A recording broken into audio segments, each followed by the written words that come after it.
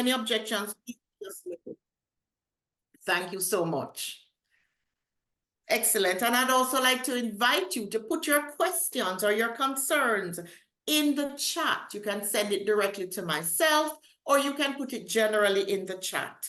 This is an opportunity for you to unpack some of the concerns you may have about and creating that enabling space, a stigma-free working environment for you and for your colleagues. We're asking for you to put the questions in the chat. As we go along, we will actually have a place on the agenda where we're going to be looking at those questions, but chances are you will have some of those concerns or those questions answered as we move throughout the morning's proceedings. So allow us to have those Q&A sessions at the end of our time this morning. And without further ado, I'd like to say a special welcome to my good friend and colleague, Richard. Richard from UNAIDS, Richard Amenia. Welcome, sir. It's our pleasure to have you. We've been partnering with UNAIDS now for a few years, and I'm so happy that we're now seeing the fruits of some of those conversations we've had. Thank you.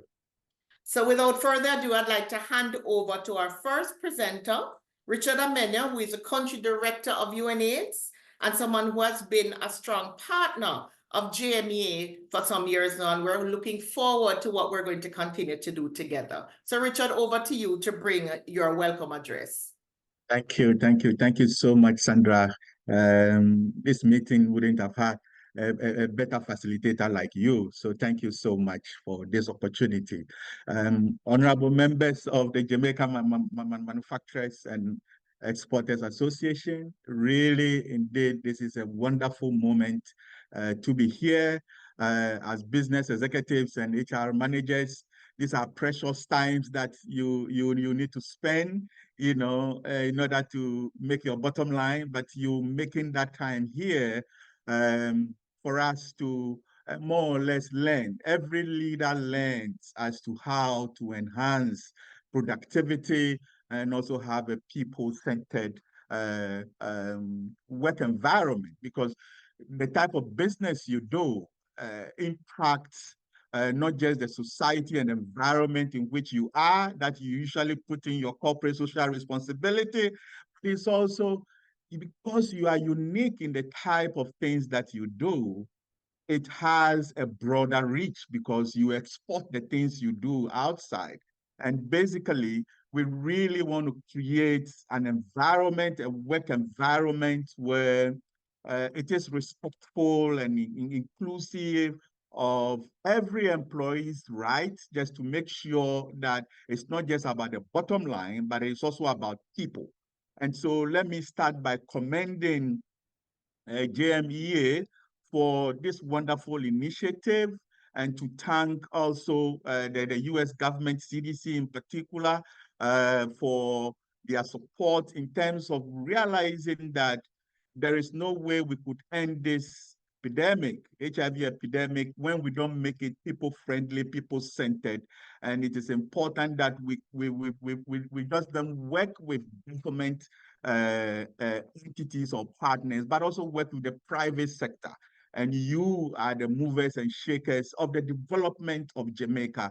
And that is why UNAIDS is very happy to partner with you on this. This initiative, beyond labels, is very important because it puts people first. It's about having an environment that is stigma-free, that enables everybody to feel included, to ensure that people's rights are protected.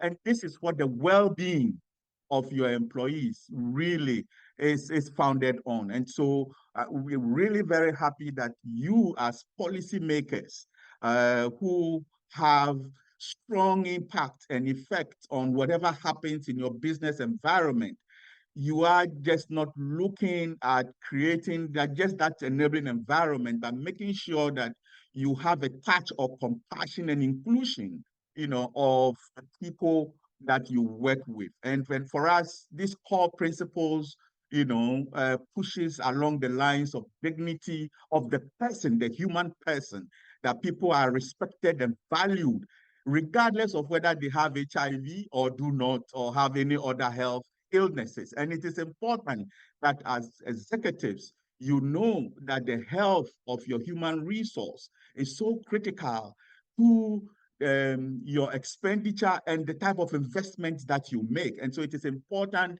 that a meeting like this, a sensitization like this, gives you the platform to be able to ask the necessary questions. Is HIV still an important disease we should be talking about? Is it just about HIV? We also have non-communicable diseases and all that. But then the unique aspect of stigma and discrimination that prevents people from accessing the critical services that are there in the public sector, in the private health sector, is why you need to take interest as business leaders in terms of how do we make sure that we create that enabling stigma-free environment where our people, our workers know that it is no longer a death sentence to have HIV, and that it is your skill that matters for the growth of our businesses. And we want to shift people's thinking along this line because the human cost of inaction is so huge. In the early days when antiretrovirals were not there, I tell you, absenteeism was very high.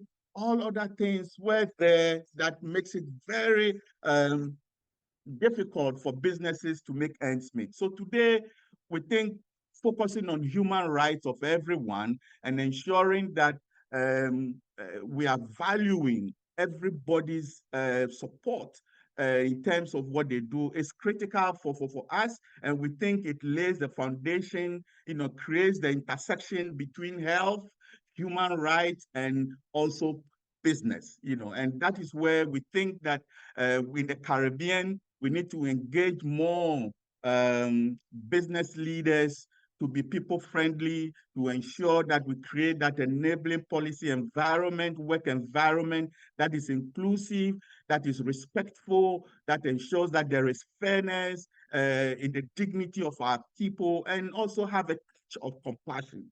Because as human resource managers, you will be saddled with why is this person not coming regularly to work? You need to understand what is going on and how you can be supportive. And so that when you are advising senior management on the productivity of some of your workers, it is put into context. So together, we believe that we all have the power to transform our businesses for it to be more inclusive and ensure that all employees feel very valued, they are supported and empowered to thrive and to grow our businesses. So beyond labels, it's a very important initiative for UNAIDS and for the US government, and we are happy to partner with JMEA to be able to get this done. So get enthusiastic about this sensitization and training session.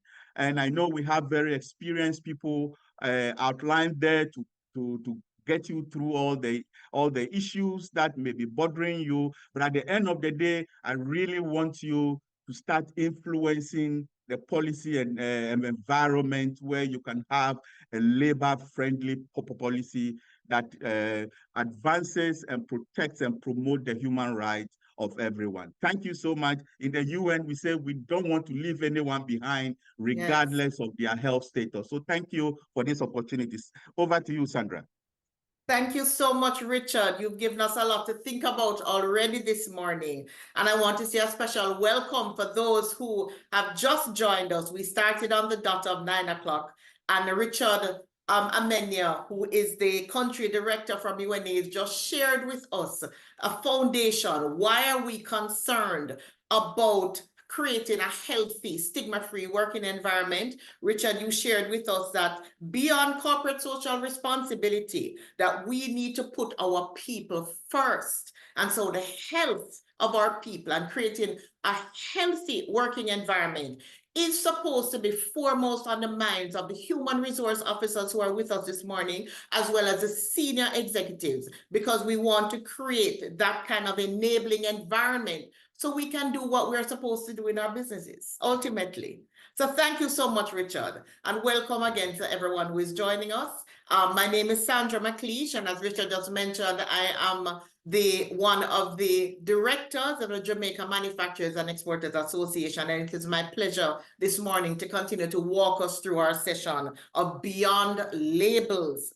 So without further ado, I also want to emphasize partnerships. Partnerships are very important in creating that enabling environment. We're looking at public partnerships with the government of Jamaica, in the Ministry of Health, but not just the Ministry of Health, but all the ministries that are critical to this national HIV response. And we're also looking at the private sector, which is why we're here this morning as a representative of the private sector, which is Jamaica Manufacturers and Exporters Association. And we're looking at nonprofit organizations as well. But very important to all of that is the partnerships we have with our international development partners. And I'd like to, without further ado, hand over now to Adelu Asakun. I hope I said your name correctly, ma'am. You sure did. Good morning, Thank you. Good morning, And everyone. Adelu is the Deputy Director of the Center for Disease Control and Prevention, which is under PEPFAR. And we thank you for your partnership in this process, not only for the funding, but also the technical assistance that comes with this experience. So please, I'd like to invite you to do your opening remarks as well this morning. Absolutely. Thank you so much for that very warm welcome. Good morning, esteemed members of the Jamaica Manufacturers and Exporters Association, ladies and gentlemen. The United States Centers for Disease Control and Prevention is pleased to be a part of this very important engagement to really raise awareness around stigma and discrimination in the workplace. And this obviously includes HIV-related stigma. But very importantly, I'm happy with today's engagement session because it will help to bring an end to all forms of stigma and discrimination in Jamaica. Stigma, as we all know, is persistent, it's insidious, it's intersectional. It enables discriminatory practices which can fuel social inequalities and affect a person's engagement in society, including their health, their educational and economic attainments, as well as their productivity levels. It is rooted in fear, and the lack of information and awareness is a source of this fear. And this is why I appreciate the availability of this platform to honestly talk openly about the impact of stigma and discrimination in the workplace, and to explore ways that we, as leaders of our organizations, can eliminate stigma and discrimination in the workplace. I believe that today's session will support efforts in moving Jamaica towards a stigma-free country. I recognize that the Jamaica Manufacturers and Exporters Association represents over 400,000 citizens of Jamaica, and therefore any policies and practices within your organizations that induce non-stigma and discriminatory practices in the workplace will undoubtedly cascade down into the communities in which your workforce live. And this will eventually become community practice and eventually the norm. It will honestly take a village for us to achieve this goal, so everyone has a role to play in making this a reality.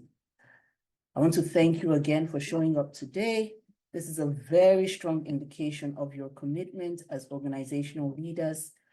Please do have a productive and engaging session and continue to play your part to achieve the improved Vision 2030 for Jamaica, not only as the place of choice to live, to work, to raise families, and to do business, but to do so free of all forms of stigma and discrimination. Again, happy deliberations today, and I thank you. Thank you so much, Adelu. I appreciate those comments and for underscoring that in order for us to have the kind of communities that we seek, we have to start with raising awareness of HIV in the workplace and moving towards that stigma-free environment. I just want to invite persons again, if you have questions, this is your opportunity for you to get some of your concerns addressed, for you to ask difficult questions, for you to get clarity on anything that you may still need to make sure that you're creating that environment within your space that you manufacture, that you work in. So please put your concerns or your questions in the chat. we have a designated place on the agenda for it. And as I mentioned earlier, the importance of partnerships. One of the very important partnerships that we have in this initiative is our relationship with the Jamaica Network of Seropositives, JN+. And I'd like to invite our policy and advocacy officer at JN+, which is Jamar Johnson. Jamar, welcome, and thank you so much for spending the time with us to lay that foundation of what we're calling Stigma and Discrimination 101. So some of the basic questions and concerns people may have about working with and being in an environment with persons living with HIV, especially in a working environment, so they can get some of those questions answered. So I'd like to hand over to you, but I'd also like to ask you to just give me a sentence or two about the work you do, so that we can understand the foundation and the strength of knowledge that you have in this topic. Thank you. Not a problem. Thank you so much, Sandra McLeish, a good dear friend of mine. Morning, everybody. My name is Jamar Johnson, as was mentioned. I'm the Policy and Advocacy Officer at the Jamaica Network of Seropositives, which means that I am at the forefront of all advocacy initiatives for the community of persons living with and affected by HIV in Jamaica. So if I were to summarize what I do in layman terms, this is usually what I tell people. I'm a professional chatterbox. They pay me to talk on behalf of the people living with and affected by HIV in Jamaica. And as a byproduct of that, several other vulnerable groups, right? And so we're going to be talking a little bit about stigma and discrimination, what that looks like, how to navigate that, how to reduce that.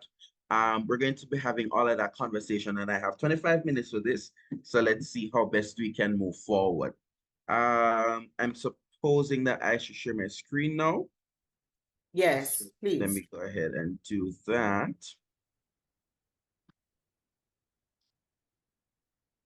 All right. Does everybody see my screen? Excellent. Beautiful. All right. So let me go ahead. So there are a couple of things that we want to achieve by the end of today, right? And these are, well, we may not be able to cover all of these things, but ideally, let's see how best we can go through these things as we move forward. So we want to identify some of the feelings involved in being stigmatized and stigmatizing others. We want to identify different forms of stigma and in different contexts. Identify how stigma affects people. I'm probably going to leave that to Dr. Johan. And then to identify some of the root causes of stigma and discrimination as a byproduct, right? Now, we've all heard the term, and I'm a talk back kind of a teacher, but for right now, let's move forward, and then because if we talk back, then I may go over the 25 minutes. So what is stigma? The World Health Organization defines it as a mark of shame, disgrace, or disapproval, which results in an individual feeling rejected, discriminated against, or excluded from participating in a number of different areas of society, right? Another definition for it is any attribute, trait, or disorder that makes an individual unacceptable or deemed different from normal people. And notice we put normal people in quotations, right? And so, hold on. I want us to imagine this, because oftentimes when I'm having this conversation, I say that stigma and more so stigma, and as a byproduct, discrimination starts at an unchecked bias. Now, I want us to all understand that we are human beings, and as a byproduct, we have biases, and that's fine. It is okay to have biases. The fact that I was socialized differently and the fact that I was cultured differently means that I'm going to see things differently from you. But that, however, does not mean disrespect. I think we are at a place in society where we need to understand that there is a dichotomy between disagreement and disrespect. It is very much possible for me to disagree with you or to not understand something about you, and I don't have to disrespect you. And this is where stigma comes in, right? So there are different kinds of stigma, to be very honest. You have personal stigma, and that's a stigma where a person is stigmatized because of attributes or belief about other people. You have perceived stigma, a person's belief about their negative and stigmatizing views that other people hold. You have self-stigma, and this is one of the huge ones, and we've been having a lot of conversations about this, to be very honest. This is stigmatizing views that people hold regarding themselves. Isn't it interesting that we often have the conversation about stigma and discrimination, but we often have it in relation to other people? And oftentimes what I found is that the discrimination that is met out to other people is really a symptom of what I feel towards myself. And so I probably in addressing stigma, one of the first things that we need to address is what I feel about me. And that's just something to consider. You also have structural stigma. Now, what is this? It is where policies and governing, let's say, institutions restrict opportunities for people based on a particular health condition or a perceived identity or whatever the case is. And as we move forward, we're going to get into diversity, equity, and inclusion, right? And so these are some of the types of stigma that exist. And if we're going to be honest, because I'm also a very real facilitator, at some point in our lives, we would have stigmatized somebody. But the flip side to that also is we would have been stigmatized. And so we see where that is a real human condition that needs addressing. So how then can we address it? So let's look at some stigmatizing attitudes, right? There are usually three components. You have the emotional component. What do I feel concerning this thing? What do I feel concerning this person? What do I feel concerning this condition? What do I feel concerning whatever is happening in the workplace? Then you also have the cognitive portion, which deals with what you think, because there is a dissonance. What you feel may not necessarily be what you think, though oftentimes they're interconnected. And what I think may not necessarily be what I feel. But when we get out of stigma and graduate to discrimination is when it comes to the behavior. You see, stigma is just the thought. Stigma is what I believe regarding a particular thing. Stigma is what I think regarding a particular thing. But discrimination starts when I allow that feeling and that thinking to inform how I behave towards somebody. That's where discrimination starts. So let's look at, for the sake of the conversation that we're having, I know primarily we're having it around HIV and HIV-related stigma and discrimination. And mark you, HIV is not the only health condition that is stigmatized, but for the sake of the conversation, this is what we're going to be talking about. And we're going to move forward to some other things as we proceed. So let's look at health-related stigma.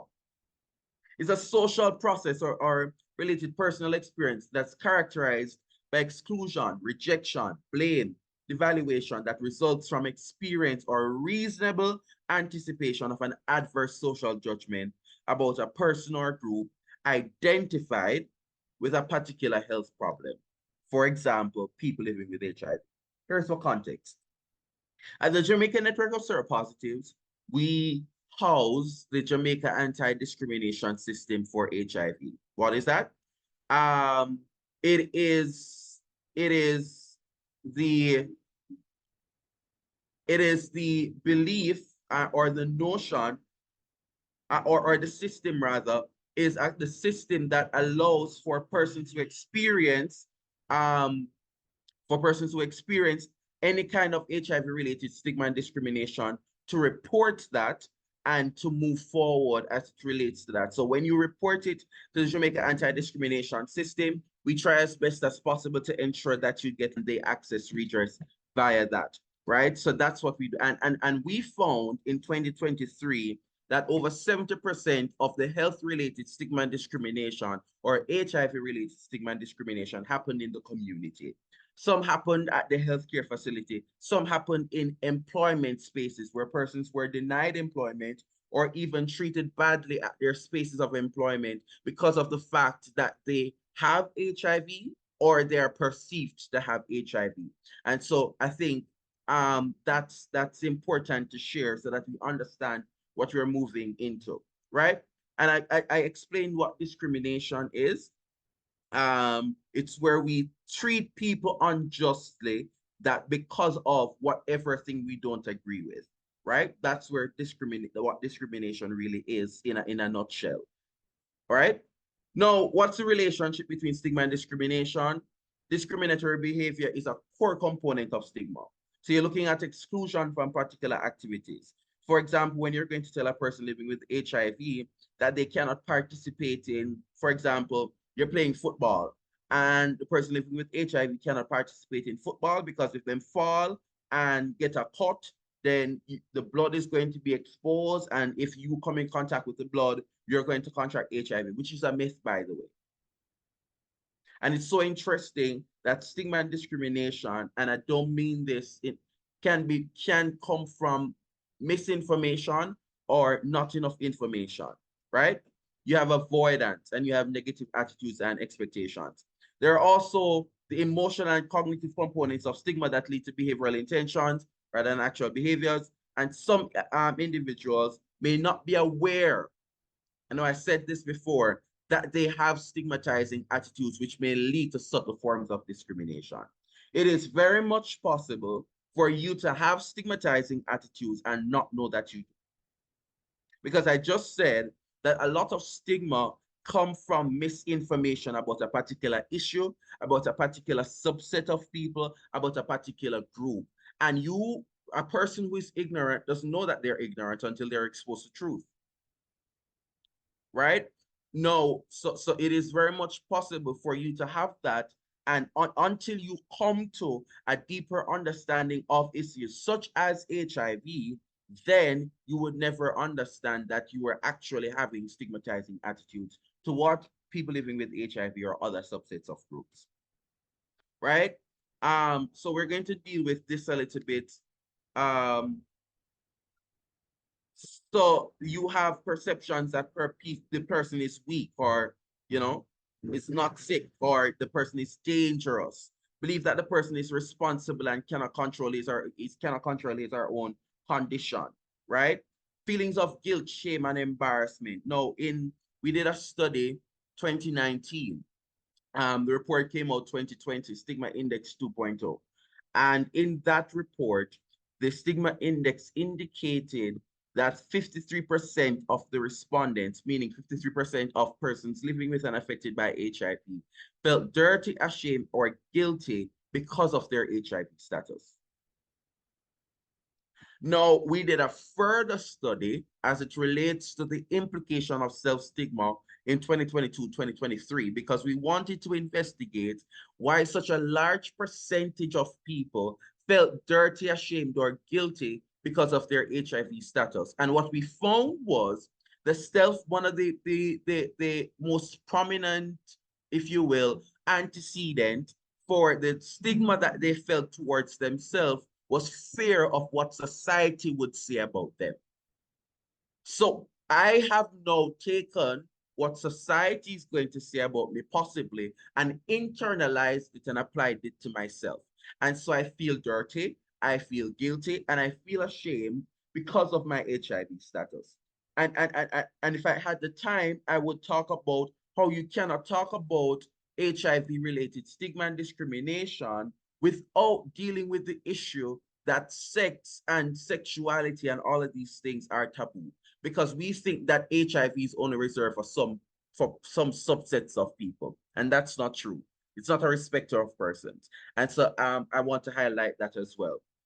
What you also find is a reluctance to disclose a diagnosis. So for persons living with and affected by HIV, what you find is, for example, I've been to several sessions where people believe that they cannot find a lifelong partner after contracting HIV because of their diagnosis, right?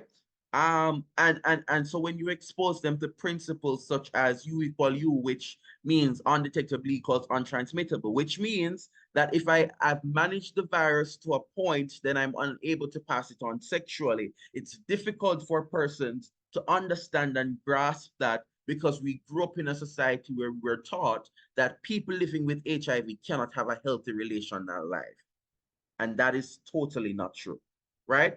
And you also have a desire to social distance. Now, I'm going to leave this for Dr. Johan when he's ready. I'm not going to go into that conversation, talking about the effects of stigma and discrimination, right? But for about, let me see how much time I have. I have 3 minutes. For the 3 minutes that I have, let us look at some ways in which we can create a safe space for us to reduce stigma and discrimination in our workplace. You hear that your co-worker has contracted HIV. How do you navigate that conversation? Should you navigate that conversation? Is that a conversation that you have in public? Is that a conversation that you have in private? Should you take everything you hear as gospel? That kind of a thing. How do you, should you need to confirm that a person is HIV positive before they start working at the workplace? Should you need to ask them to do an HIV test? Is that according to law? Is there a policy that allows that? No, there isn't. And so we have to take into consideration all of these things, and we have to see how best we can address them, right? So that's a framework for stigma. And I'm just doing the framework to lead up into Dr. Johan's presentation. So my point is, stigma starts at an unchecked bias. Let's take a couple minutes or seconds, whatever it is, to reflect and assess what are some biases that I have that could possibly inform how I treat people, what I think about people, how I behave towards people, that kind of a thing. I think it is absolutely important that we assess daily what I believe, what I think, what I feel towards particular people, towards a particular subset of people, towards particular groups, and is that feeling in any way, shape, or form informing disrespect towards the person? Is my not understanding HIV informing discrimination? Did I do something that is discriminatory without even knowing? And as I said, at some point, we would have been guilty of it. And it may not be HIV-related stigma and discrimination. It may be something else. But the point is, we're all human beings. And so if we're going to stem stigma and if we're going to stem discrimination, it has to start at checking my biases and ensuring that my biases doesn't heavily inform how I treat people. It is very much possible to disagree and not disrespect. I'll end there and then allow for the program to move until I come back. Thank you so much, professional chatterbox. That was amazing. Thank you for laying that foundation for us. I really appreciated the fact that you gave us a call to action, that we also need to examine ourselves to see some of the thoughts we have been having. We have been carrying ourselves regarding how we feel and treat with people who are different from us, and especially if a person is living with HIV. Thank you for talking to us about the different types of stigma, personal, perceived, self, and structured, and also sharing some of the data that has come out of the 2020 Stigma Index, a piece of work that I think we're all, those of us who work in the field, are quite proud of, to have that kind of empirical evidence. And speaking of science and empirical evidence, I want to say a special welcome to Dr. Johan White, who's going to give us some more empirical evidence as to how we move forward with having and creating that supportive, enabling environment, especially in the workplace. Dr. White, thank you for being here. And you have such an impressive bio, sir. Allow me to just take a little bit of a piece of it to share with Just one sentence. One sentence, I'll give a little more than that. You deserve more, sir. So Dr. Johan White is a medical epidemiologist in the National Surveillance Unit of the National Epidemiology Branch of the Ministry of Health and Wellness here in Jamaica. Prior to joining the NSU, Dr. White served in the capacity of consultant immunologist at the University of the West Indies Dr. White receives his undergraduate medical training at the University of the West Indies, Mona campus, his Doctor of Philosophy degree in Japan at the Kagoshima University. He holds a diploma in tropical medicine and hygiene from the London School of Hygiene and Tropical Medicine. I think Dr. White, as someone who has been a part of the national HIV response for decades, don't mean to age you, but for decades, we want to say thank you for sharing with us some of your expertise as it pertains to this topic of going beyond labels. So over to you, Dr. White. Thank you. Excellent. Thank you so much. And thank you for having me. I've always looked forward to sharing in a forum with the Jamaica Manufacturers and Exporters Association. The incident that you just had, I'd just like to declare it, that wasn't me. And I'm not sure if I have one of those names that's easy to call. But, you know, what I found is that switching to Microsoft Teams, it's more secure and less subject to that kind of incident. So thank you so much. And again, we apologize for that as well, but we know that was not you, of course. But thank you, sir. Not me this time. But let me get to what I want to share. You'll be happy to know that I'm not going to sentence you to death by PowerPoint. I'm going to speak freely because it's a complex topic, and feel free to raise your hand, ask a question here or there. At the end of what I'm going to share, I hope that you'll have a better understanding of the condition so that you're less likely to be fearful. I think sometimes we become fearful because we have a lot of ideas and misperceptions about what could be. And more importantly, for you to be enabled to assist either yourself, a family member, someone at work, in terms of directing them to resources, whether it's for treatment, for testing. I think that's really important. And you'll have some ideas about how you can facilitate that at work or wherever you are. Now, I'm going to start with some simple facts. What is HIV? HIV stands for Human Immunodeficiency Virus, Human Immune Deficiency. When a grandma used to talk about your constitution, that's your immune system, right? And deficiency means that it's weak. So it's a virus, it's a germ that gets into the body. And when I say germ, I mean layman's term for virus or bacteria or fungi. But HIV is a virus. It's different from AIDS in that HIV is the germ or the pathogen or the virus that causes the condition. And over time, it leads to AIDS, which is acquired immune deficiency syndrome. So it's a long word, but in a sense, they're not necessarily the same thing. Having the virus can lead to AIDS, but not everybody with HIV gets advanced disease. So in other words, AIDS is an advanced stage of HIV. So if you remember COVID, right? I've spoken a lot about COVID.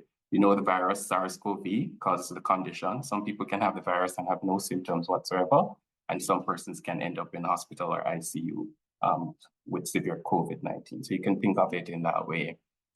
Now, how is HIV transmitted? Or how is it passed from one person to another?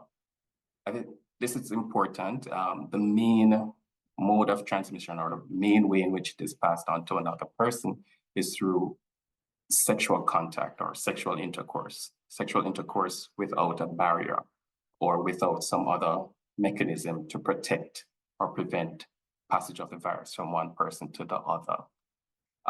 There are other ways of it being transmitted, such as directly into the blood, such as through a blood transfusion. So if somebody has to go to the hospital, they met in a motor vehicle accident or has surgery, even though we have a very reliable system for testing or blood that is donated, depending, there have been in the past, especially when there was less sophisticated testing, there were challenges with screening out persons, etc. There have been incidents worldwide where there's passage of the virus from somebody during a blood transfusion. So that's another possibility. In other countries, persons who use injecting drugs, or if a sharp object cuts somebody with a virus, especially if they have a lot of virus in the body, and then that instrument cuts somebody else, And that's something that can happen in a healthcare setting, for example, or anywhere there's a sharp device. So those are the main ways. There may be other ways as well. We, according to UNAIDS, we do have a big challenge with HIV. We expect that perhaps over 1,000 new infections from HIV may result every year in Jamaica. That's a big number. And so there is definitely a need for education, for understanding how we can prevent transmission or prevent HIV from being passed from one person to the other. And there are definitely very effective ways of preventing that. I'll talk a little bit about what you can expect in terms of signs and symptoms. Like many other sexually transmitted infections, the most common sign or symptom is no sign or symptom, all right? So you can have an infection, whether it's HIV or another sexually transmitted infection, and you don't know because you don't get a fever, you don't get a rash, you don't get any wax and cannon, any lymph nodes under the armpit, etc. So the most common sign or symptom is no sign or symptom. So you don't have to show anything or show any signs or see any signs or symptoms.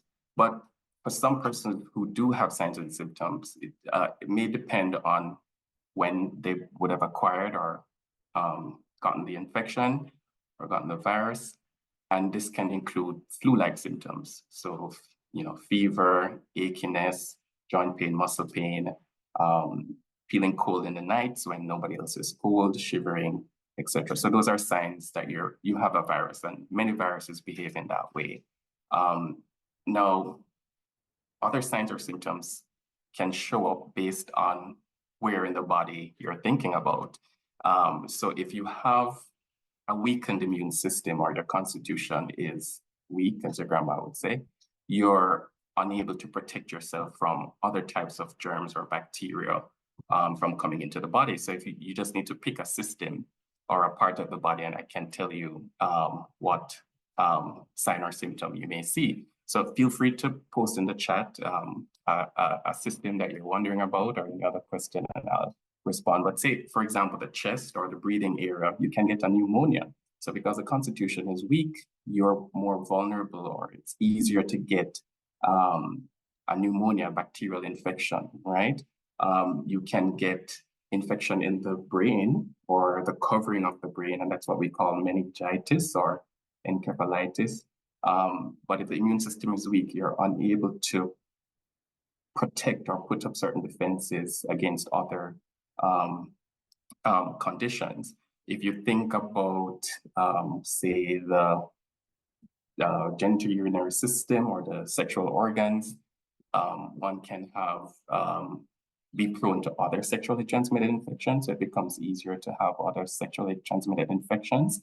Somebody just typed the cardiovascular system, so the heart. So definitely, other than being prone to other infections that can affect the heart, there's also a chronic sort of inflammation. So your body is sort of in a constant fight with the virus. And so that leads to a lot of inflammation in the body, and that can harden the blood vessels and predispose individuals to getting high blood pressure or any sequelae or any follow-on to high blood pressure, including a heart attack or other forms of heart disease, heart failure, etc. All right, so those are just a few examples.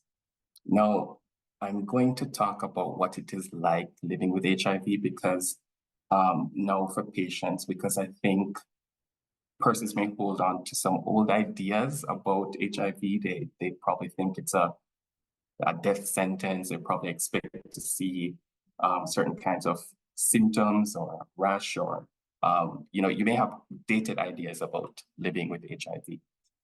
Persons living with HIV today have access to excellent care. And there are a lot of us who specialize in managing patients with this condition. Now, the most important thing is early diagnosis, right? The sooner one knows, the better you're able to get treatment and the more benefit that you will get from treatment.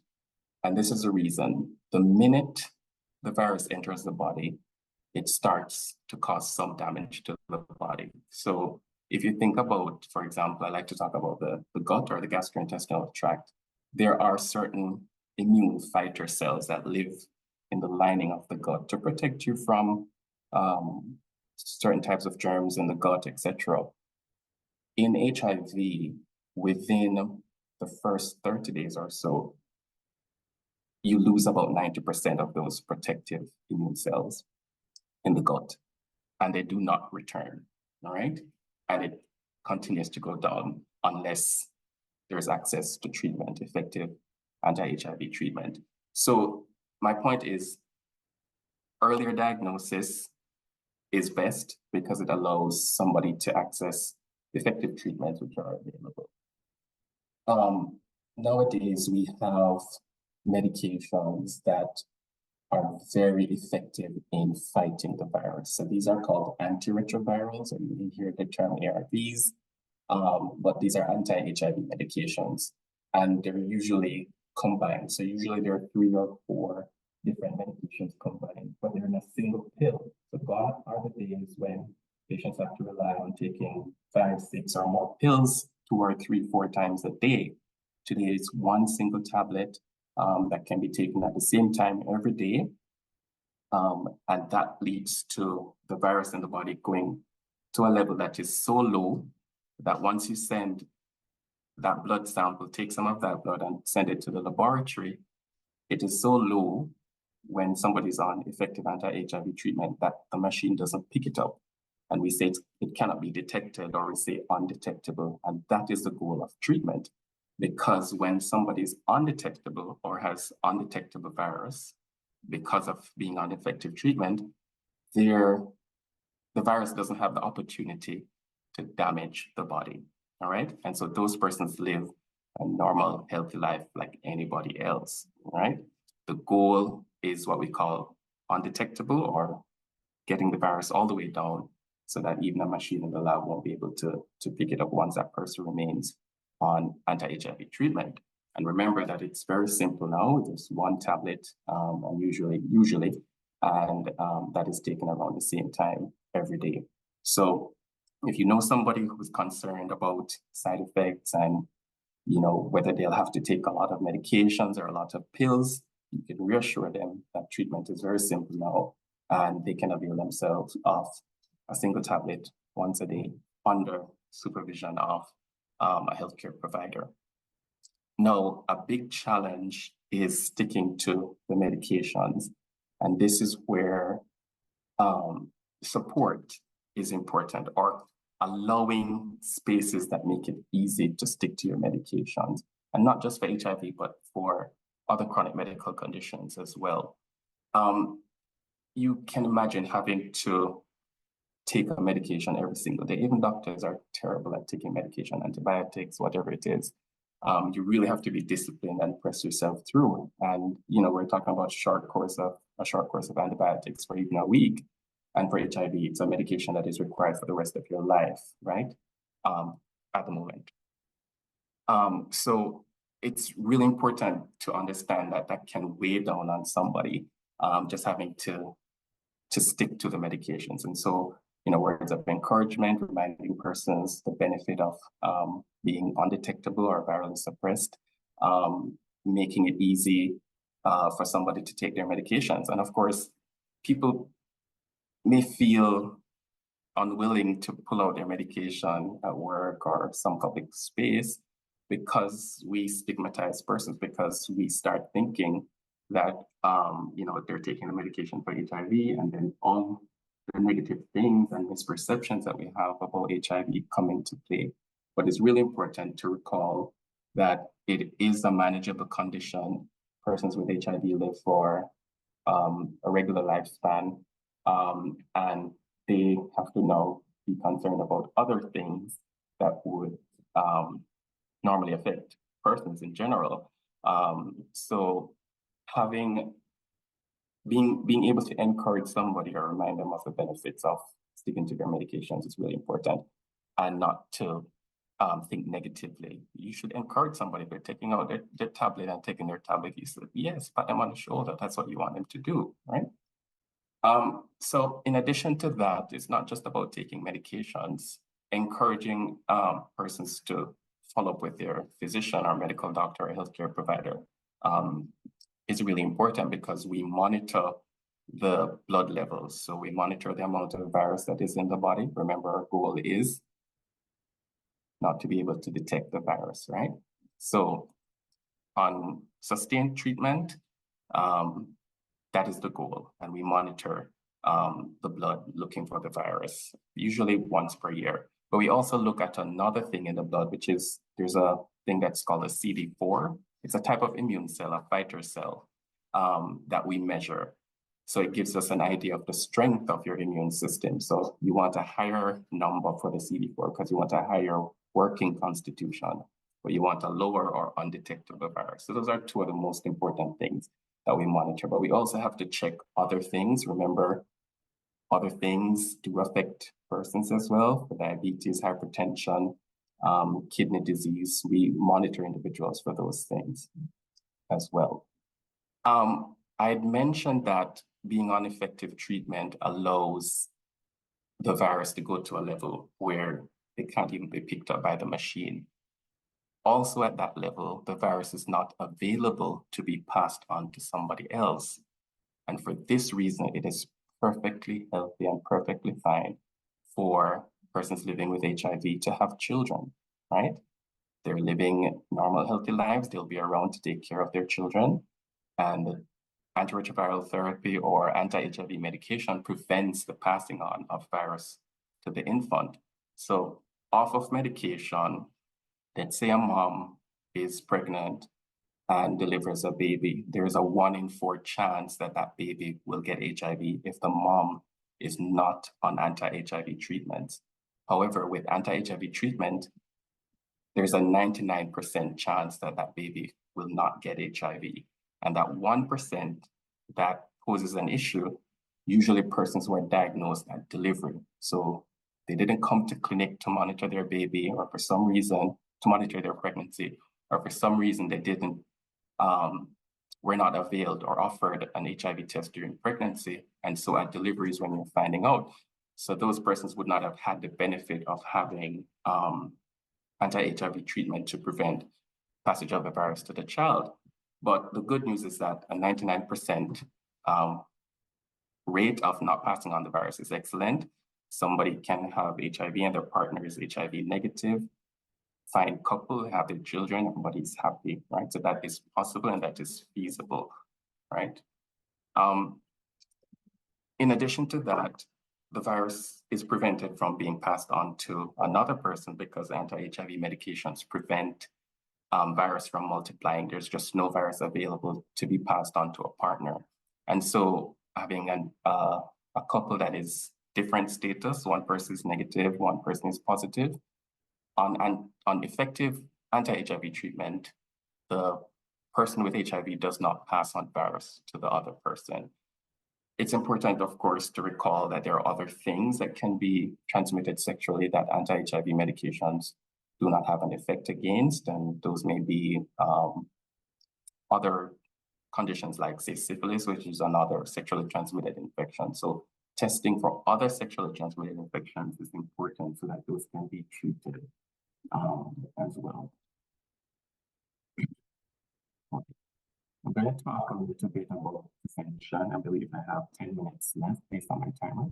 So I'm going to talk and hopefully take some questions, which you can start in the chat as well. So prevention is important because, as I've outlined, UNAIDS, which is the UN agency that monitors HIV worldwide, has indicated that we could expect over 1,000 new infections every year. A barrier method during sexual intercourse is effective in preventing transmission of HIV. So a condom, right? Latex condom, or there are other forms of condoms that are non-latex for persons who are allergic to rubber, etc. But a condom is correctly from before you start to after you climax and you're finished. So you will know of situations where you ask persons if they use a condom and they say yes, and then you ask them to explain. and they actually pull up a condom at the end of intercourse, having done everything, and now they're ready to climax. And that's when somebody's pulling out a condom. Fortunately, we have a lot of educational activities now that promote the correct use of condoms, but it's from beginning, before the start, to the end. Other ways of preventing transmission include, of course, if somebody is living with HIV, being on their anti-HIV treatment prevents virus from being available for being passed on to another person. There is the ability to use an anti-HIV medication in somebody who does not have HIV, all right? So you don't have HIV and you want to protect yourself from HIV. This is a one-a-day pill that the HIV negative person takes, and they take it consistently every day, such that if they're in a situation that exposes them or may expose them to HIV, the medication is already in the body and it prevents HIV from taking hold, right? And it's very effective. So this may be somebody who is a negative partner of somebody who's living with HIV. This could be somebody who may have multiple sexual partners, whatever situation that they may be in that will, or that could result in exposure to the virus. It's very important to stick to the medications in terms of taking it at the same time every day and discussing with your healthcare provider before even discontinuing or stopping. And of course, testing for HIV is very important because with the prevention pill, it's not all the medications that you need to fight the virus. And so you have to make sure that there's no virus on board because you don't want any issues with resistance. But that's something that we can talk about when you're free to contact me. I'll provide my email contact, maybe a telephone number, and we could talk more about some of those things. Another situation in which a pill a day is really important is somebody who has been in a situation, so they're HIV negative, but they've been in a situation where they were likely exposed to the virus. So, for example, in the emergency room, we have persons who survivors of sexual assault, so rape, and it's really important to avail those persons testing and an anti-HIV treatment during that period so that it prevents HIV from taking hold if they were in fact exposed to it. You know, in situations too where we do this in healthcare, where if a nurse or a doctor is on the ward or a healthcare worker and is injured by a sharp device, you don't know where it's from, you're not sure about the status of the person or your risk, and we provide an anti-HIV treatment, and they usually take that for 28 days. And then we retest, we follow up with testing. And there may be other situations, a lapse in judgment, talk to your healthcare provider. It has to be commenced or started within 72 hours. So the closer to the exposure time you start, the more effective it is. But certainly it has to be within 72 hours or less than 72 hours since exposure. So I'll just recap by saying, well, one more thing, another important thing with prevention is testing regularly. And you may know of persons who have had an HIV test, you may have had an HIV test yourself, and you're holding on to that result, it's negative and you're celebrating, fine. But that was 5 years ago, that was 3 years ago, that was 2 years ago, that was 1 year ago. If you're exposed to HIV in that early stage, your immune system doesn't yet have anything to say, to show up on a test, basically. And that can be for a month, 3 months, etc.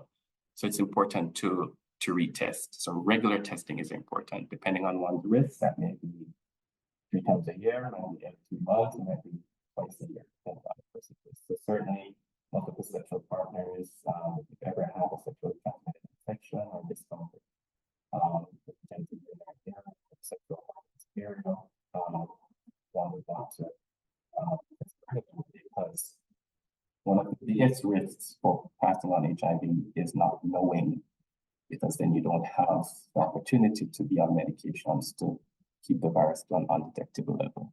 So I just want to summarize that, HIV is a virus that we have come to understand very well. We have very good ways of managing patients living with HIV. It's a simple pill. Maybe the pills that you take for HIV are fewer than you take for diabetes or high blood pressure, for example. But it's a simple tablet a day. We do have in other countries injectables. So I know Jamaicans afraid of injection, but some people don't mind, because with the injections, it's once every 3 months or so. You don't have to be concerned about forgetting taking a tablet every day. The injection is there and you go back in 2 or 3 months' time. An injection is also being used in the US for prevention for those persons who may be at risk. So there are effective ways of treating, there are effective ways of preventing the passing on of HIV, and persons are living normal, healthy lives with HIV, and they can build their families, they can have their relationship, because that's an important element of life. If you have children who live for their children, children bring joy to people's homes, for those who have children. And for those who don't, then that's another story. But people have the opportunity to build their families, to live a normal, healthy life. And I hope that the information that is shared here would have improved your understanding of the condition. And that's a lot to try to give in 30 minutes. But my phone number and email will be provided. I'd be happy to provide some more guidance or direct. If you know someone who may be living with HIV or who is interested in an HIV test, we can facilitate directing those persons to the appropriate place. If I have time for questions, I'd be happy to take a few. Thank you so much, Dr. White. That was thorough. You took us from HIV 101 and brought us through modes of transmission, talking about early diagnosis and the importance of what it means to treatment and ultimately quality of life, and persons being able to meaningfully contribute, not just to the workplace, but to society and to a family. And then you brought us even through mother-to-child transmission and exposure prophylaxis. And of course, you talked about the importance of knowing your status and ultimately supporting those around us the same way we would support someone with a non-communicable disease, supporting persons who may be having HIV or just taking a tablet for whatever health condition, ultimately creating an enabling environment. Thank you so much, sir, for that. And I'd just like to remind persons that we do have a part on our agenda in a few minutes where we're going to be going a little bit more into question and answers. So please put your questions in the chat. We'd be happy to monitor those and to go into those as we go further along. Thank you, Dr. White. You preempted me in putting your contact information so that persons who may want to have a more private conversation with you can do so. I appreciate that greatly. So I'd also like now to go back to our colleague, our chatterbox, as he calls himself, JMEA. We'd like to invite you now to continue a little bit more in the conversation, bringing us into what is diversity and inclusion, and why is it important in our workplace? Over to you, JMEA. Thank you so much. All right, good. Very thorough, Dr. Johan, as always. Appreciated that. And so now we're going to be looking at the DEI principle: diversity, equity, and inclusion. I want to start the conversation by saying I grew up in a rural home. So I didn't grow up with my grandparents, right? But I grew up with my mother. And there's a saying that says, 7 brothers, 7 different minds. And I want to start with that as my precedent because I want you to understand that we are all different people. And as I would have mentioned before, we would have been socialized a different way. We would have been cultured a different way. And so it's important for us to understand that we won't have all the same perspectives, all the same beliefs, all the same, all of these things. And so it's important for us to see how best we can live with difference and how best we can navigate difference. And that's a difficulty that we're having. So we're going to be looking at diversity, equity, and inclusion. So quickly, let's look at diversity first. Diversity encompasses all of the differences that makes us unique.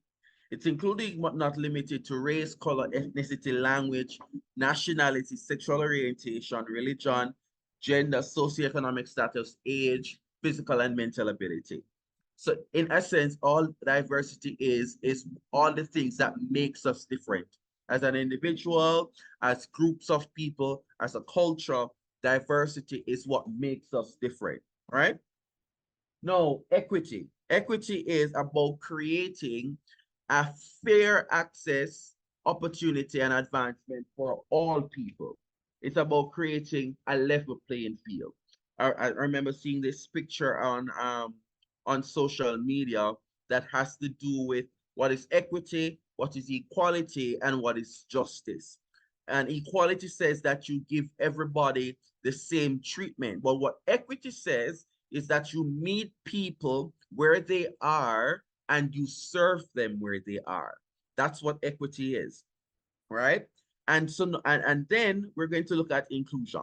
So inclusion involves bringing together and harnessing the values and opinions of diverse people, influencers, and resources in a way that is beneficial to all people, to everybody.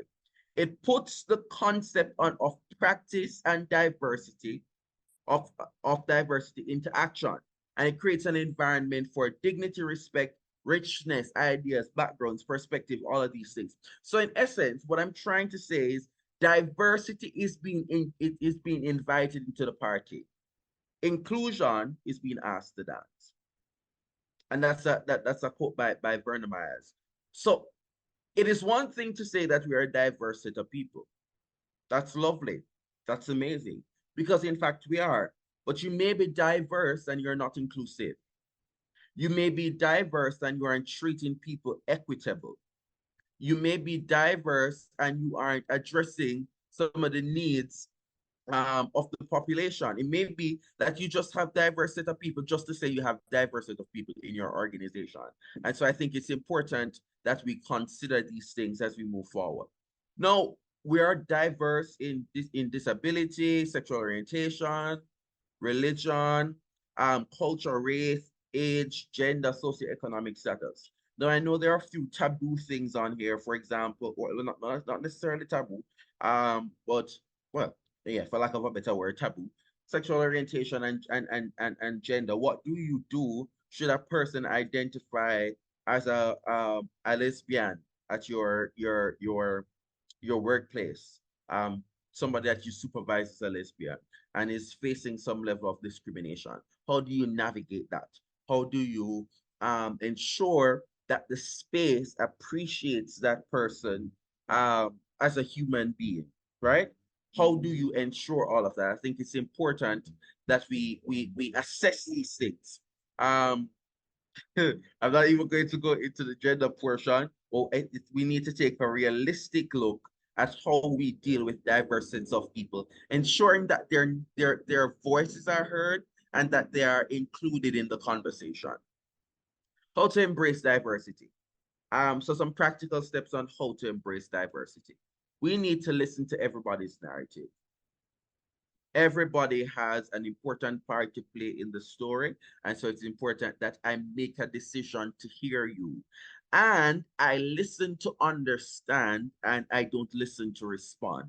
I think that's a key part of embracing diversity, because oftentimes what we do is we listen to people so that we can respond with disagreement instead of understanding their perspective. It's important that I assess where you're coming from. It's important that I have empathy and befriend all people and show compassion and actively accept, right? So it's important that I do all of these things in order to ensure that I'm creating an environment for diversity, equity, and inclusion. Now, how to embrace it? You have to know your own social and cultural background. And as I mentioned before, you have to recognize your own stereotypes and biases. It is important that I know what are my stereotypes and my biases, especially as a manager, especially as a supervisor, especially as an HR practitioner, because as I mentioned before, these biases can inform how I treat the people who report to me. It's also important that I gain knowledge of cultural history and heritage, be aware of other people's perception, and recognize the effects of isms on others. They recognize the effects of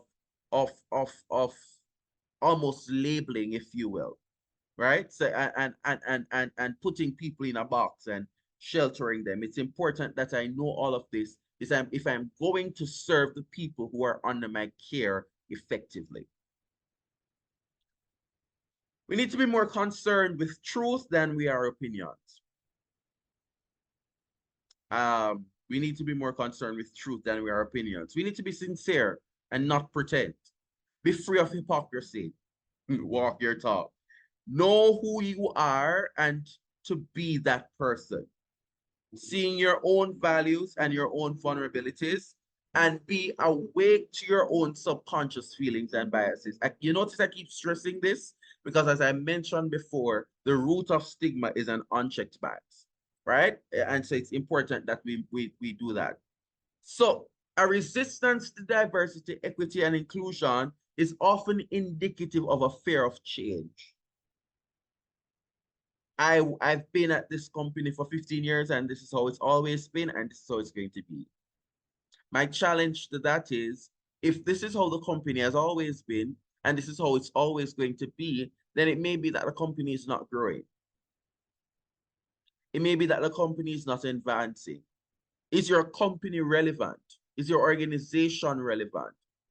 I think we have to ask ourselves these questions when we fail to, one, where we have a fear of change, but also two, when we fear to face the fact that there is going to be some level of difference in my organization. And that's what makes it beautiful. Difference makes it beautiful.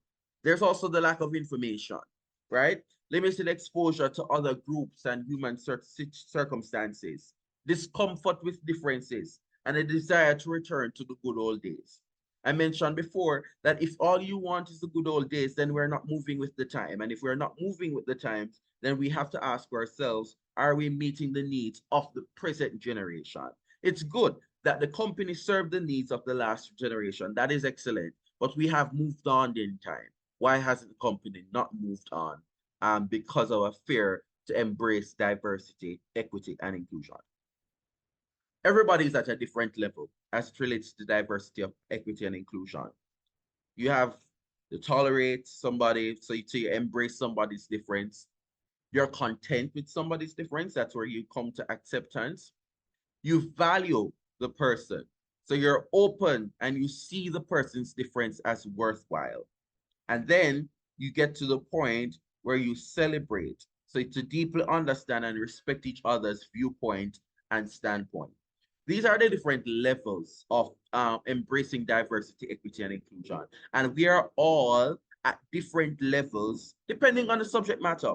For example, I may be at a different level as it relates to ethnicity than I am religion, you know, because I grew up in the church, I may have a more affinity for, you know, religion, but as it relates to ethnicity, I'm still growing in that area, and that's okay because we're not perfect people, and so it's okay to be at different levels. But my point is, we have to ensure that we are at as best as possible embracing the fact that people are different, two, treating them equitably, and three, including them in whatever it is that we are partaking of. And so my question to you as I close is this: what level are you at? Are you at tolerance? Are you at acceptance? Do you value the people that you serve even though you have a different viewpoint? And are you at celebration? And these apply to different groups and subsets of people. And wherever you are on that scale, it's okay, you're a human being. But as a part of being human, it also means that we have to grow. And as a part of being a healthy organization, it also means that we have to grow. Where are you? What level are you at? And be patient with yourself. I'm going to end the conversation here. Thank you so much for hearing me. And yeah, thank you. Thank you so much, Jamar. That was a rich, quick session that allows us to examine what diversity really means, and you force us as well with a call to action, as you do with your presentations. Where are we now? Where are we now? If you want your company to participate in a session like this, where we can do a sensitization with you, would walk you through, as we have this morning, from the basics of understanding stigma. What is stigma? What is discrimination? How does it manifest in the workplace? Understanding the tenets of HIV, understanding what HIV means in the workplace, then please reach out to us. Janoy from the Jamaica Manufacturers and Exporters Association Secretariat is going to put his contact information in the chat so that we can reach out directly to him. He's our business development guru, and he's going to be the one who will ultimately interface with you so that you can find a session, a time when we can actually come in and do this kind of sensitization with you and your team. I also want to invite persons, if you have questions, this is a time when we can unpack some of the things we've heard, some questions, some queries you may have. Please let us know. We have about 5 or so minutes that we can spend on any kind of Q&A. But just to recap, I want to underscore what was just shared with us a little while ago from our colleague at JN+. You mentioned that listening is key to understanding. You also mentioned that it is important for us to embrace diversity, and allow me to put on back my manufacturing hat here. Diversity is important because we are in a diverse world. Gone are the days when you're only selling and marketing to those persons who are around your environment where you are, and your understanding of even what your export market is. In order for you to target the population that you're trying to serve with your products, you need to understand a bit more about who they are, their taste, what they want. And so diversity is where that comes in, because these persons are going to think different from you do. We need to start in our workspaces. We need to start with embracing difference in our workspaces. We need to start with creating an enabling environment so persons can be free to be different in our workspaces. I want to also underscore that we need to keep our products relevant. And in order to be relevant, we need to make sure that we're not just selling to ourselves, but we're selling to the community and the environment that we're in. So with that said, I want to say a special thank you to Jamar for allowing us to think a little bit outside of the box of how we have been. And I'd like to also challenge my fellow manufacturers to think outside of the box and to create a more enabling, supportive, and diverse environment where we can be relevant to our customers.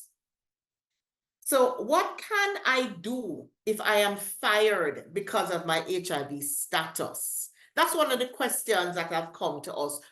What can we do if I'm fired? Jamar, you shared about JADS, Jamaica Anti-Discrimination System. Can you unpack that for us, for that person who's asked a question? Thanks so much. Not a problem. So as I mentioned, the Jamaica Anti-Discrimination System is a redress system where persons who have HIV can report HIV-related stigma and discrimination in whatever setting, and it is a system that has a conglomerate of other organizations, if you will.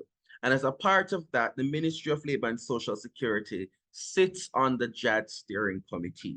So when you make a report to Jamaica Anti-Discrimination System for HIV, we refer that case, and we have 4 redress officers. We do the interview, we do the investigation, and we refer that case to the Ministry of Labor and Social Security for them to investigate that and move forward.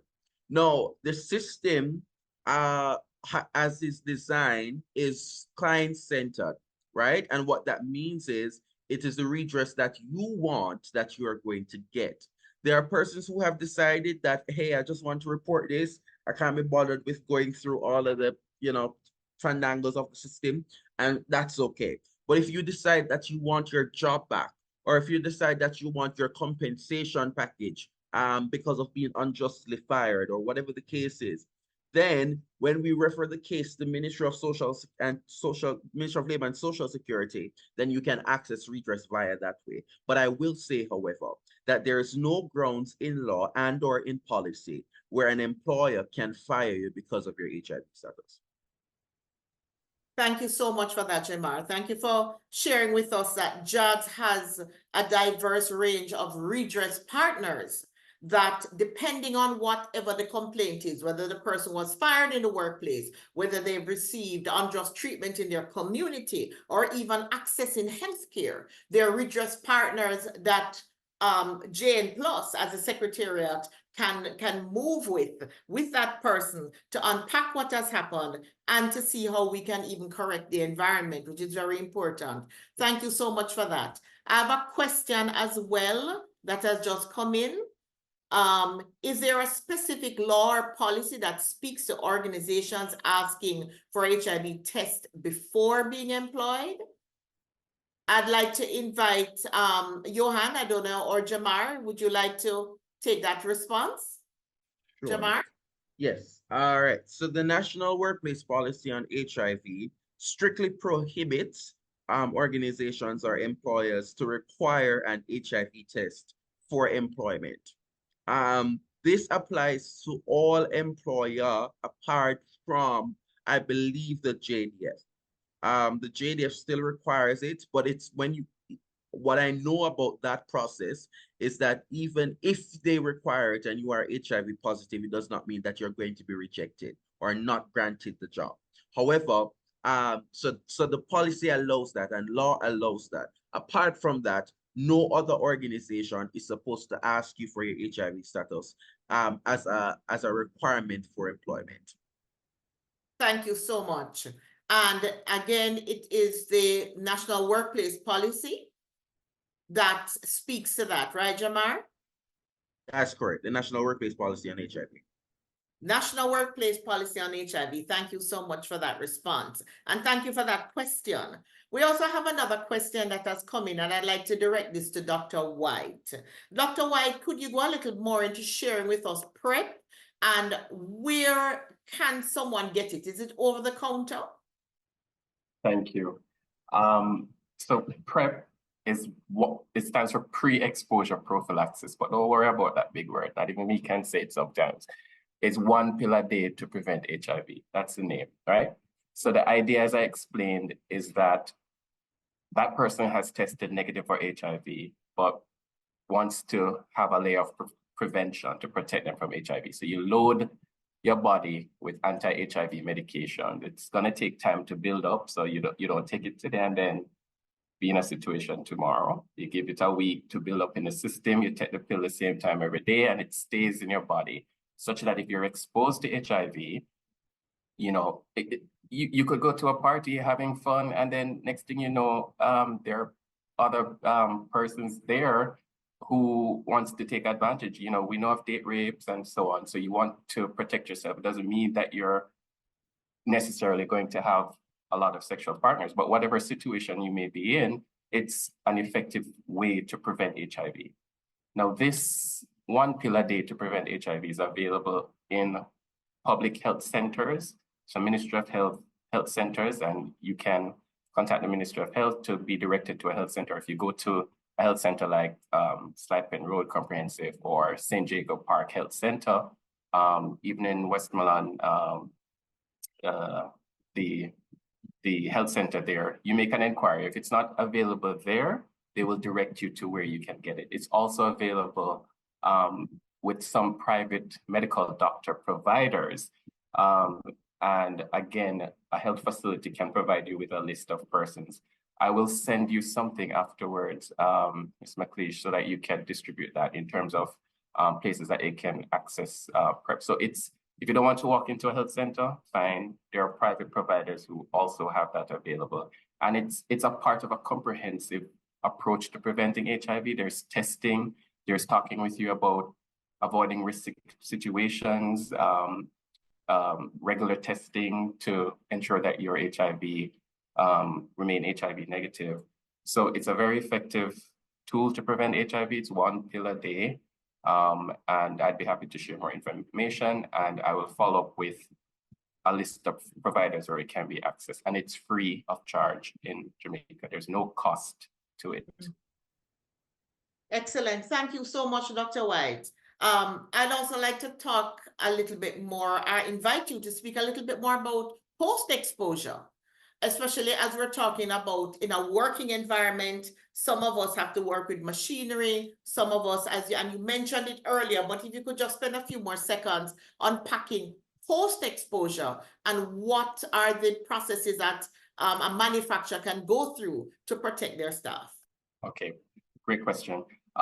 So we just spoke about the before you may be exposed. Now, what if you are in a situation where you have been exposed to HIV, whether sexual assault, whether an injury in the workplace? You contact a healthcare provider immediately. And depending on the situation, let's say if it's a sharps injury, this could be a whole lecture, but you don't use detergent and bleach on your skin because that's going to make the area more easy for the virus to penetrate. So you can squeeze it out and wash with a lot of running water and get to a health facility within 72 hours. So the closer to the exposure time that you start the anti-HIV medications, the more effective it is in preventing the HIV virus from taking hold, right? If it's a sexual exposure, you had sexual intercourse and a condom slipped and you don't know the other person's HIV status, or if you don't know if they're on treatment, that is a situation in which you also contact a healthcare provider, you explain the situation, and testing will be provided because a part of it is counseling and documenting whether you might have had infection and did not know. That's a part of the standard approach as well. But that post-exposure, that after-exposure medication, we normally have you take that for 28 days. So it's a 1-month regimen you go through right to the end. And then there's follow-up counseling and follow-up testing as well. Thank you so much. And thank you in advance for the information that you're going to share with the JMEA that we will then forward on to the persons here on our membership regarding where persons can go for support, especially whether it be pre or post-exposure prophylaxis is needed. The important thing for us to remember, ladies and gentlemen, is that we don't live in silos. We may think we do, but we really don't. Our workspace sometimes is a space where those of us who may be working in human resources have to support people at home. And as you just mentioned, Dr. White, something may happen in a domestic situation that can have implications at work. So it's important for us to have the access to some of the emergency services, the information of where we can support ultimately our work staff. Labor has been a very contentious thing recently in the country, and those of us who have staff and we spent our resources training our staff, we want to keep our staff and we want to keep them healthy and happy so that we can get the most productive working environment and ultimately the most productive and supportive communities that we live in. So ladies and gentlemen, thank you so much. Thank you for all the information that we've gotten from all our presenters. Thank you, Richard and our colleague Adelu from CDC. Thank you so much, Jamar and Dr. White, for your wealth of information that you've shared with us this morning. I want to say a special thanks to our sponsors, PEPFAR, CDC, UNAIDS, and Jamaica Network of Seropositives for your partnership on this particular project, a partnership that we hope to continue with for several more sessions. Once again, I'd like to invite companies who are here that would like us to come in and actually do these sessions in your workspaces. We can negotiate the modality and we can definitely be available to share this information with you. And so again, I'd like to encourage you. There is information for Janoy Elliston, who is our Senior Business Development Officer, Jamaica Manufacturers and Exporters Association Secretariat. And Janoy is our point person for this project. I want to say a special thanks to him as well. His information is in the chat. He's the one who you would reach out to if you need the additional information as to how to create this environment within your workspace. Janoy has also done yeoman's work in making this happen. He's beside me right now, and I want to say a special thank you to him, as well as to the Secretariat of the JMEA. Special thanks to Alexia DePass, our project officer, who's also been working with us on this particular program. And I'd also like to big up, in our own way, Javian Nelson from UNAIDS, the advisor of community and community support advisor at UNAIDS, for supporting this process. Ladies and gentlemen, we've had a very informative morning. We've had an opportunity for us to get basics in HIV 101, understanding how it impacts our working spaces and how we can be more supportive to our fellow colleagues.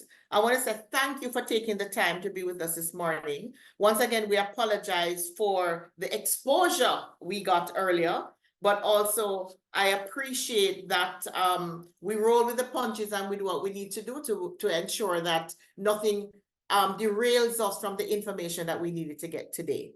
So thank you again for your time. Thank you for being here. And we look forward to hearing from you and to sending you additional information. Have a fantastic and productive rest of the day.